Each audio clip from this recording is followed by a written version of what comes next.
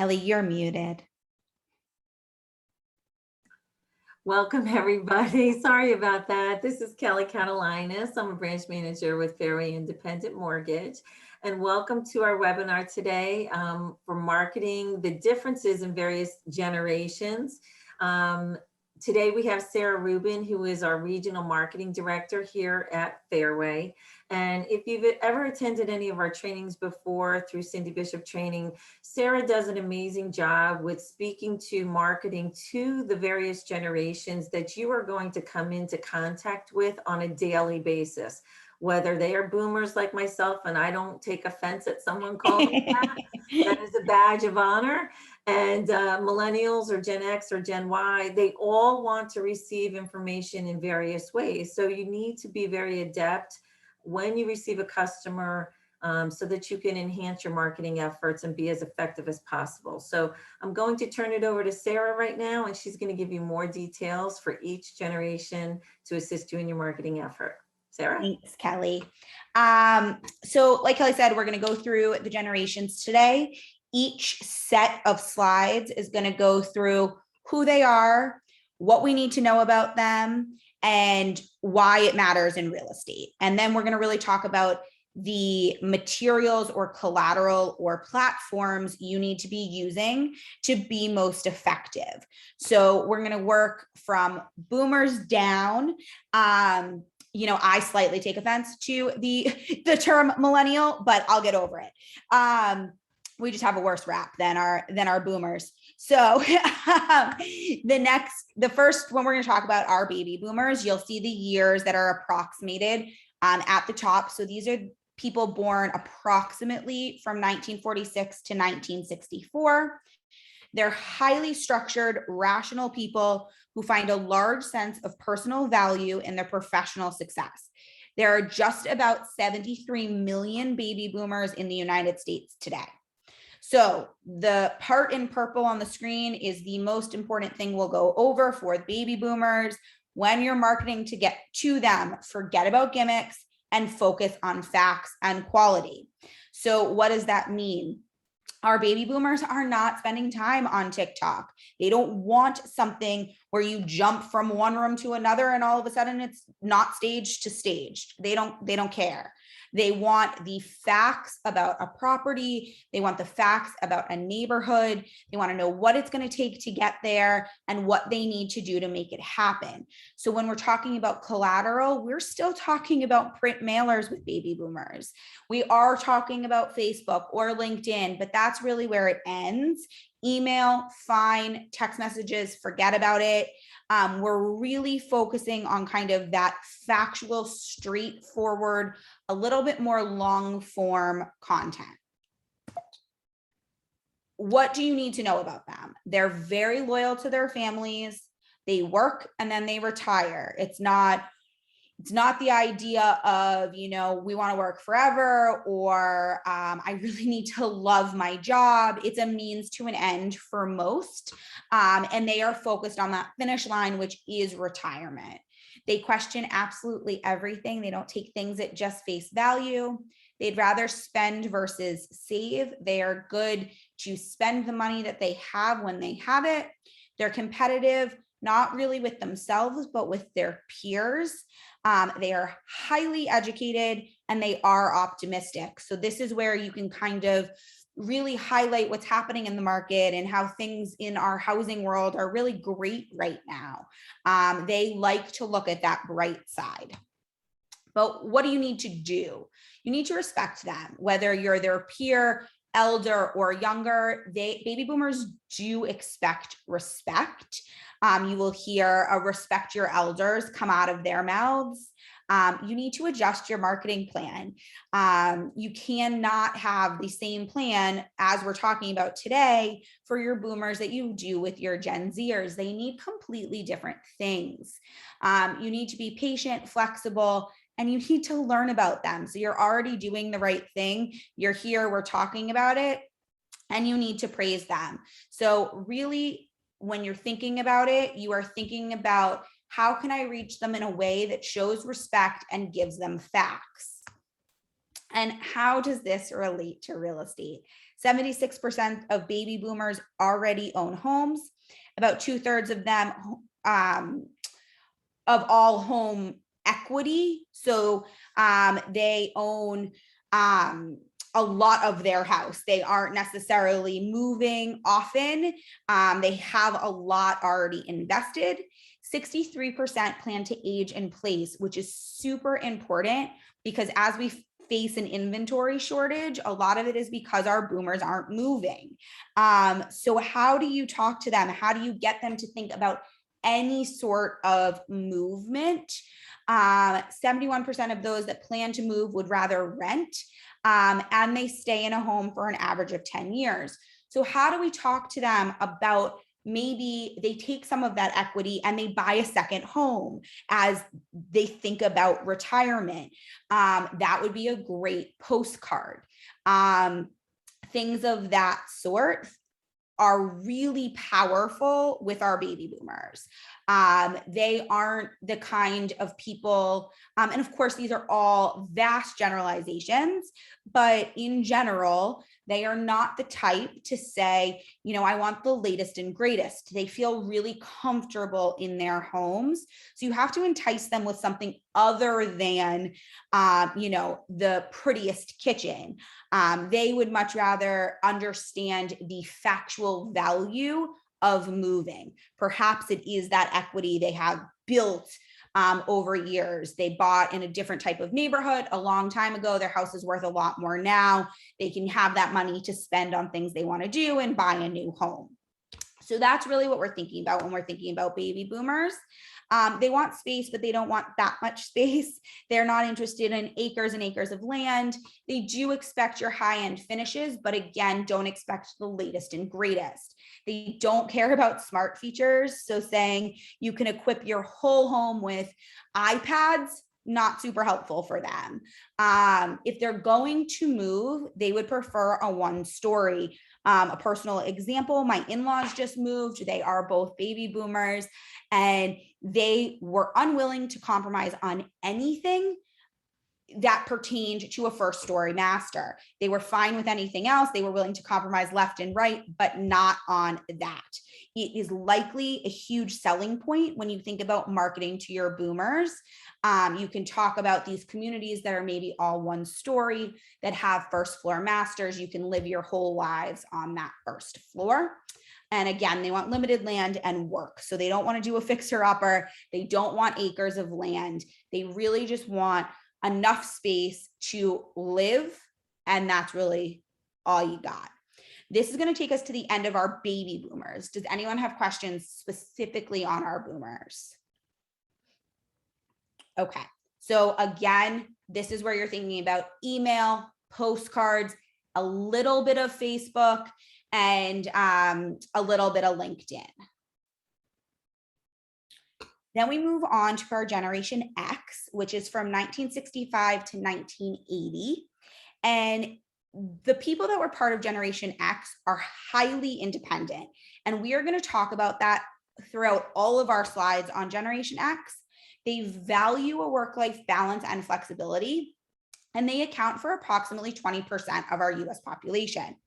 When you're marketing to them, you want to keep your tone really informal. That doesn't mean not professional. It just means not formal, and use a mix of your print and digital ads. So if you've been approached to do something like Zillow marketing, this would be a good place for Generation X. They like to see that it is digital marketing, but it's not social marketing. Your newspaper, your magazine, that is all good for Generation X. They don't necessarily want your postcards, but they do want to see you in print. Digital marketing, yes, some Facebook, a lot of LinkedIn, and you're starting to break into some of the newer technologies such as Instagram, but you're not going too far with that. You also are totally fine to text or email.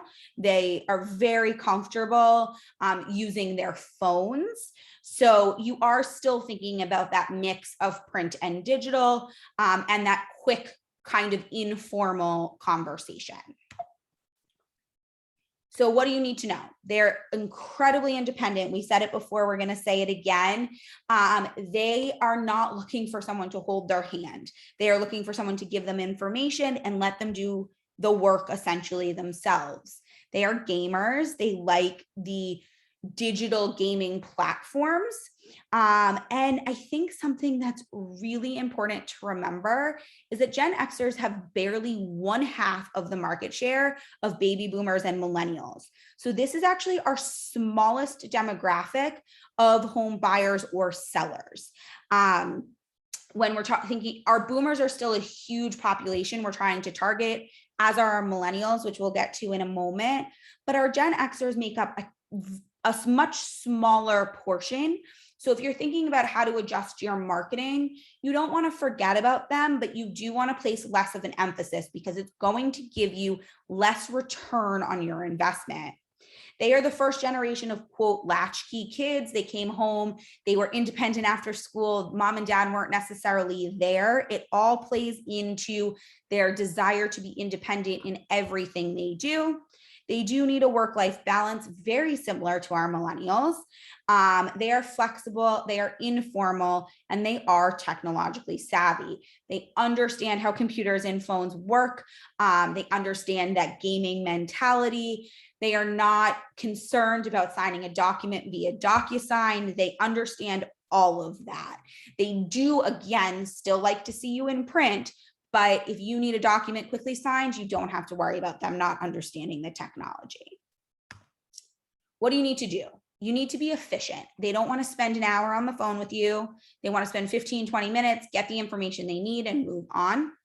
You need to show how you create value. Why is a real estate agent important to a transaction? We all know that a real estate agent makes buying or selling a home 100 times easier, but how do we show that value? What do they need to understand? You need to continue to celebrate their independence. So when they can do work on their own, let them do it. If they need to do work to get the house ready to sell, let them schedule that themselves. You do not have to worry about it. Should you offer to help? Yes. Do you need to schedule everything for them? No. Use technology, make sure you're using email and text, and be practical. If it's going to take a while to win a contract, be practical about it. If you are expecting that selling their home is going to be quick and they're going to need to move fast, be practical about it. You need to make sure you're being very honest and practical with them for them to feel comfortable. How does this relate to real estate? So 67% of Generation Xers own homes. That is a large percentage. 56% of Gen X buyers had one or more children living under, one or more children under 18 living at home. 23% had 2 children under 18 living at home. This is all important just for understanding size of home our Gen Xers are typically looking to buy or sell. Gen X made up the second largest share of buyers that were married couples. So our baby boomers make up our largest share, but you need to remember that this generation is still more traditional than our millennials or our Gen Zers. The main reasons that Gen Xers purchased their homes was desire to feel that pride of owning a home or job-related relocation. So they aren't just selling for fun. If they are moved, they are happy to sell and rebuy. And a large portion is the desire to have a larger home. So when we talk about the number of children under the roof, likely they are looking to upsize due to the number of people living in a home. They are buying the most expensive home of all generations. So we're seeing them spend more money towards homes than our millennials, our baby boomers, or our Gen Zers. Part of that is they're okay saving for a while. So we talked about our boomers wanted to spend versus save. This generation's okay saving up. They have the most diverse group of home buyers. They do have debt. They are willing to cancel experiences to save for a home, and they have the highest median home income. So we do see, again, a lot of capital being willing to be spent on buying a home. So our Gen Xers, they're really good with technology. They're good with Facebook. They're great with email and text, but they are not completely adverse to seeing you in print somewhere. Any questions on our Gen Xers? You can, of course, put them in the chat, but you can also unmute and ask me. Hi, I have a question. Sure. Can you explain, what do you mean that they're willing to cancel experiences to save for home? Like postpone trips and things like that? Is that what you're talking about? Yes. So when we move into our millennials really care about your experience over your savings. So they want to backpack through Europe or take that extravagant vacation.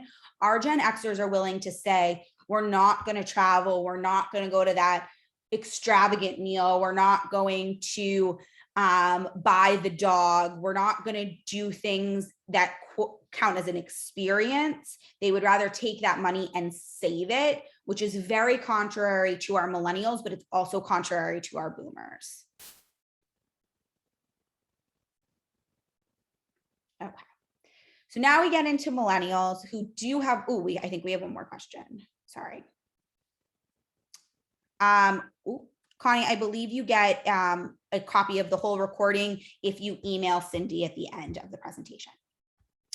So our millennials, I would argue, have the worst rap out of everyone.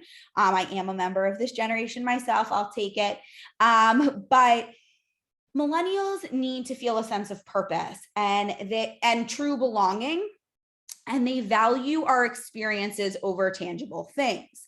So unlike our Gen Xers, they are much more like our baby boomers. They really want that experience. They do not trust easily, but are fiercely loyal once you earn their trust. Millennials are the largest generation of people buying homes and have been since 2014. And on top of them being the largest population of home buyers, they are also the largest population. When you are marketing to them, be transparent and highlight the facets of your product, company, or service that they will be able to feel a sense of connection to. So they are not going to feel a sense of connection to buying a home. They need to feel a sense of connection to you and what you stand for.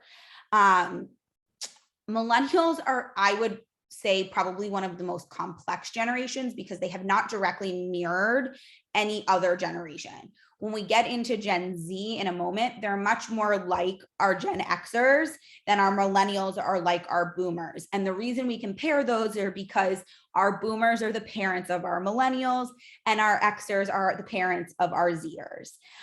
In most cases, we do have millennials who are also parents of Zers. So that is kind of part of the reason we draw out that comparison, but our millennials are very, very different.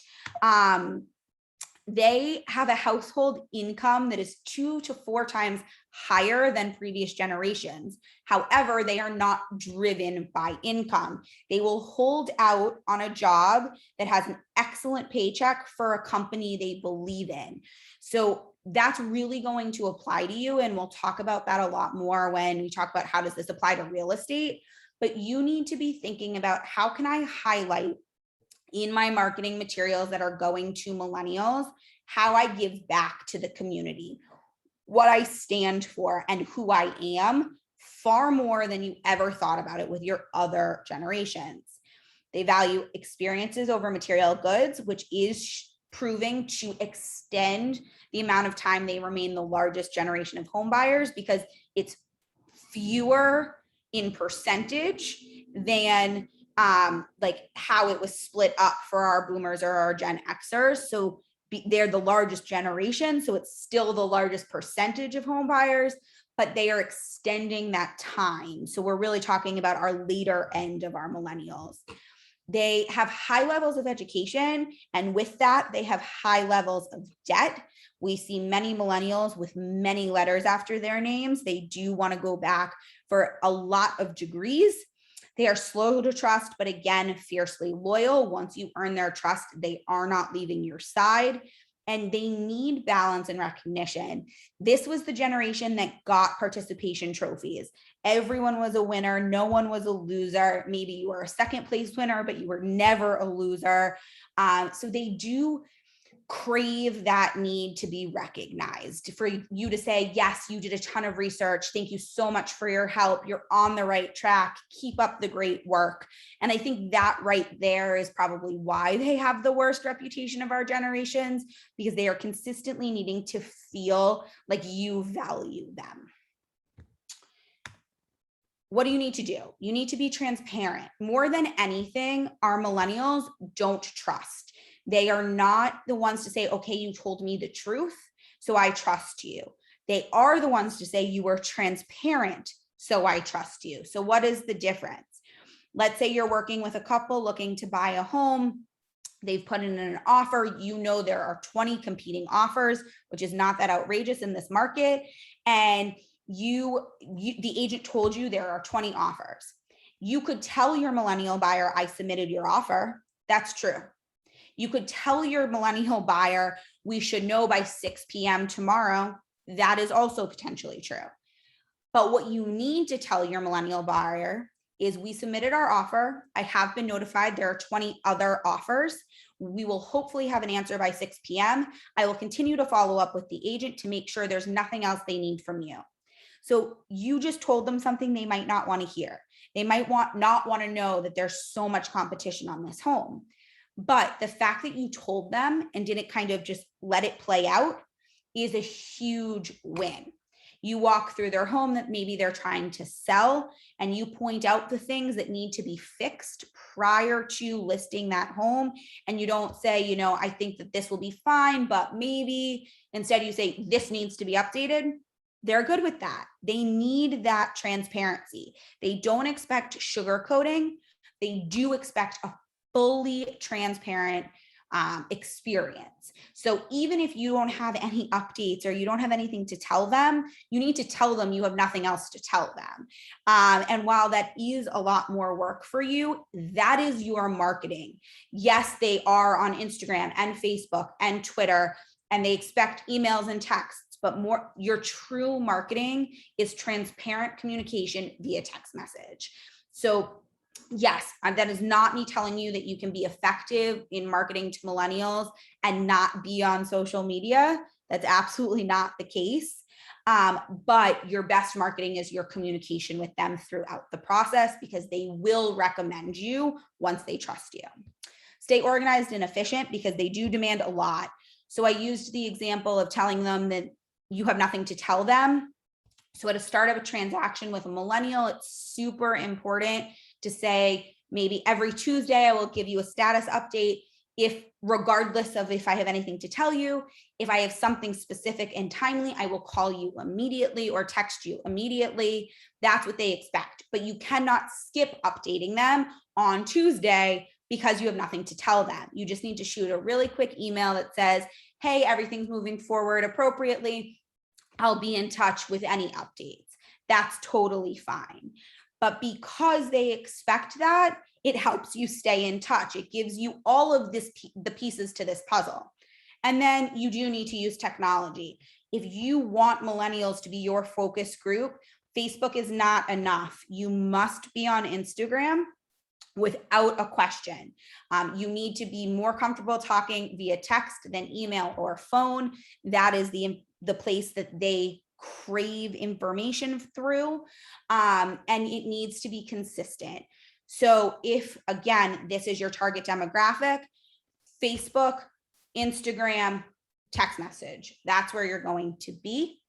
And as I mentioned at the beginning of our millennials, they need to feel a sense of belonging. So charitable give back needs to be something you highlight, because they might not have the money to make donations on their own. They do expect that working with people is better for the general good.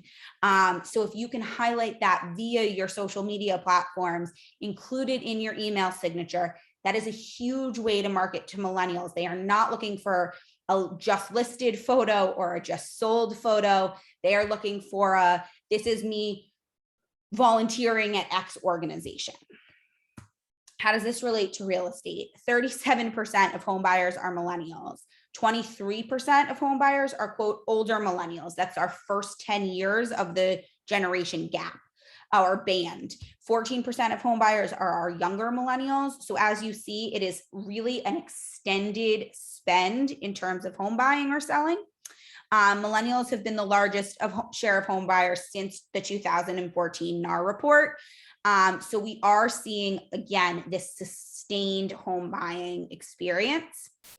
They are slower to buy homes than our previous generations. They are more inclined to move back in with their parents and stay longer. So like I said, they're inclined to go on that trip to Europe and backpack and spend their money there, come back and move in with their parents. They are fine staying for multiple years. We did see a tremendous amount of millennials move back in with their families during COVID, felt no need to pay rent, no need to pay for the experience, and just moved home. I will tell you, I still paid my mortgage, but I did move in with my parents for 6 months with my husband and my dog during the pandemic, not because I needed to live with them, but because I wanted to be around them. And that is what we are seeing with our millennials. They don't feel like their parents are their parents. They feel like they're their friends. They feel like they have this relationship where they want to be around them. So they don't feel the need to move out and buy their own homes incredibly quickly. Roughly a third of our millennials under 35 own homes. So this is not just our first-time home buyers. We are seeing millennials become our sellers as well. And they still want the American dream, but they're willing to wait.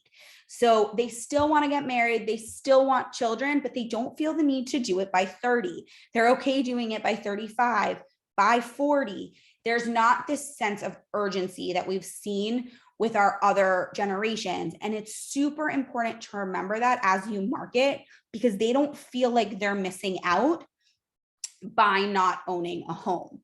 And then, every realtor's favorite, they expect finished products. They do not want to do any work themselves. They do not want a fixer-upper. They want the perfect home with no work. In this market, that is quite challenging. I recognize that, you all know that, but it is something we are facing as a hardship with our millennials because they are okay staying at home. So there's no need for them to feel like they have to compromise. Any questions on our millennials? Okay. Now, what has quickly become my favorite generation, because they are not the most unique, but they are the most fascinating to me. Members of our Generation Z are hardworking go-getters. They value knowledge, and they truly believe they can accomplish anything that they are willing to work for. Approximately 42% of the world's population is under 25. And they have and will continue to influence absolutely everything. So I cannot highlight that enough. The impact of Generation Z is so far and wide that we do not even recognize it. They are having their hand in everything, because it's not that they believe they can accomplish anything they put their minds to. They believe they can accomplish anything they're willing to work for. The average member of Generation Z had a savings account at age 13, which means they had a job at age 13. They have been saving for the things they want for a very long time. So I have realtors ask me all the time, why do I need to market to Generation Z? They're children. They're not. They are young, and they are in the home buying force far and wide. They want to buy homes as soon as they can. I had someone ask me if they should market to graduating seniors in college.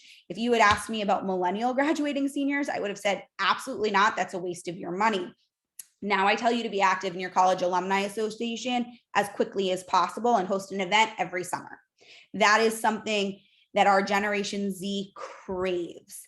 I recently have been talking to someone who is 24. He is in the home sector. He owns 4 homes. They are all investment properties. He started buying the first home directly out of college. That is just what this generation understands. They are much more similar to our Gen Xers than they are to our millennials or our boomers. They will save and save and save. When you are marketing to them, do not sell. I cannot say that more than, I can't repeat myself enough. If you were not on our social selling webinar, I would absolutely check it out if you can, because if they feel like your marketing is salesy, they scroll right past you. If they feel like you are educational and genuine, they want to interact with you. If you can incorporate education and video into your marketing, you are golden with this generation. So we haven't really even said that you need video yet. That is true. Our millennials, they like video, but it's not video or bust. Our Generation Z, it's video or nothing else. They are using Instagram. They are using TikTok. They are using Snapchat and YouTube more than anything else. And it's all driven by video. Instagram announced about a month ago now, they're moving towards video first, photos second. So we are seeing everything shift to meet this generation where they are, because their buying power is exponential. So what do you need to know? They're doers versus dreamers. They have no interest in sitting around and hoping. They are willing to work for what they want. They are entrepreneurial. So if any of you are looking for assistants or juniors, Gen Z is exactly who you want to look to. 85% of Gen Zers find out about new products through social media. So they are looking for homes on social media first. They are not calling you first. They are not going to your real estate house website. They are looking online on Facebook, on Instagram, on YouTube, on Snapchat, on TikTok for their new product information. They're independent and resilient. They are okay with losing 6 houses before they win one. Will they be disappointed? Yes. Will they bounce back? 100%. They are hungry. And this does not mean for food. It means for success. They truly crave success over all else. They believe they deserve a seat at the table. They believe they've been working since they were 13. They have the internet to teach them everything they possibly could need to understand. And they believe that they shouldn't have to just earn their spot by years of service, but instead by value they bring. They recognize that their generation has completely shifted the landscape and believe that they should have that spot. It is our most diverse population, and they expect diversity. They are always looking for inspiration in whatever form. They expect curation. So as you're putting things on social media, you cannot just throw it up there and think it will work. You need to have a thought process behind what you're putting out there. If you are putting reviews out there, it needs to be consistent that you are putting a review out once a week on Tuesday at noon. If you're putting a new listing out, it needs to be consistent that that's what's featured every Friday. Whatever that might look like, you need to make sure your content is curated. They need structure. So just as I said with curation, they need to understand that your social media is going to be structured in how it appears. But on top of that, they need to feel like you are giving them structure as you work together. We're not looking at so many Gen Z sellers, but on the buy side, they need an instruction manual. They need to know what you expect from them. They believe in personalization. You cannot think one size fits all. They tell you 5 things about them. They do expect that then appears in their marketing materials. They are so accustomed to things such as cookie ads, which are, you look at a product on Nordstrom, it's now following you on the next website, the next website, and the next website.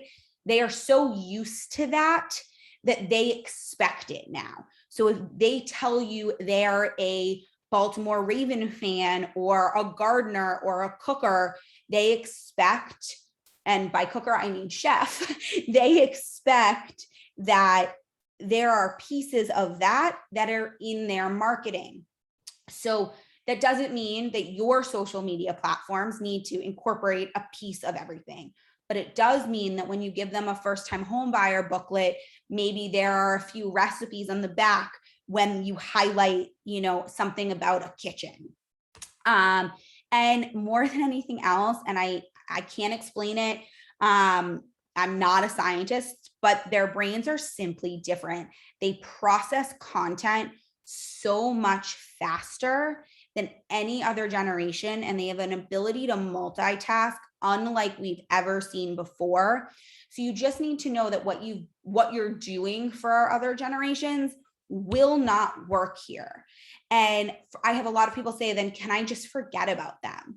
You can if you see your career ending in the next 5 to 10 years.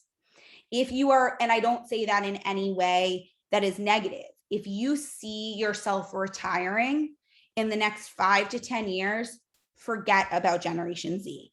They are complex, they are challenging, but they are fascinating. If you see yourself staying in this business for any time longer than 10 years, you cannot forget about them. What I can suggest is that you hire one of them. That is the easiest way to understand and be effective at marketing to them. If you're not in a place where you want to hire someone, that is totally fine, but you do need to invest the time in truly learning video, Instagram, and YouTube.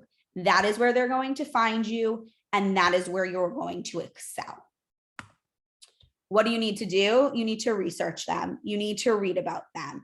If you are looking for a recommendation, I will put out there 10 times out of 10, Instabrain by Sarah Weiss.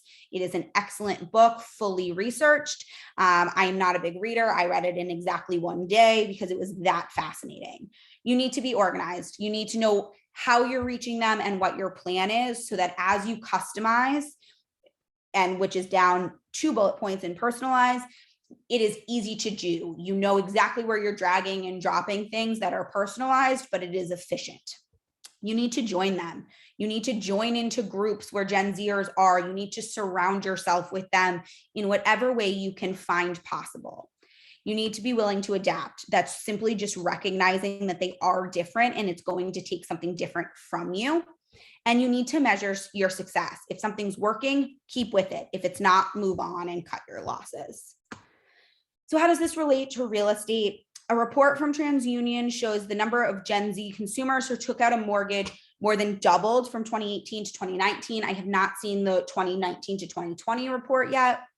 The report shows that 14 million Gen Z consumers were carrying a credit balance of some kind in the second quarter of 2019, which was up 3 million from 2018. And the largest increase by percentage is among Gen Z consumers who took out a mortgage. So again, I'm asked all the time, is it likely that these people are actually buying homes, their children? Again, yes, we are seeing a huge percentage who are taking out home loans. According to the report, the number of Gen Z consumers with a mortgage rose by 112% from the second quarter of 2018 to the second quarter of 2019 at 150,000 to 319,000. We went backwards, sorry. They account for $830 billion per year in the US and 7% of US consumer spending. That might sound like a small amount, but you need to remember their age. Again, average weekly allowance is $16.90. These people still receive allowances, and it equals 44 billion in direct annual buying power. When you start including what others spend on Gen Z, their parents, their siblings, their friends, their buying power skyrockets to 255 billion. When you account for household spending and the impact Gen Z has had on what is purchased, so that means all of the smart devices in your homes, your Ring doorbells, your Alexa products, all those types of things, it skyrockets to $655 billion. 25% of our Gen Zers say they would rather save for the future than spend money they don't have. So we're not seeing a huge amount of debt or credit card debt. And 22% say they don't spend on unnecessary things. They don't buy just to buy. They are saving for homes. They are paying for groceries. They are buying very specific items that make their lives more functional, not more fun. They do prefer in person versus online. Event marketing for Gen Zs is a win. And they do, unlike our millennials, value things versus experiences. They are not backpacking after college. They are buying a home. They are investing in their futures. That is going to take us to the end of our slides and our specific breakdown, but I am happy to answer any questions on any of those generations. I know we just threw a lot of material out at you. In a quick summary, if you are targeting specifically baby boomers, you're thinking about print over digital. If you are starting to think about our Gen Xers, you need to focus on email communication, but you're still incorporating that print. So if those two generations are really your sweet spot, do not rule out your print advertisement. If you start thinking about millennials and Gen Xers, that's where Facebook is your mecca. If you are learning one social media platform, that is it. If you are starting to really think about your millennials and Gen Zers, say goodbye to your print ads, save that money, and invest the time to truly learn social media.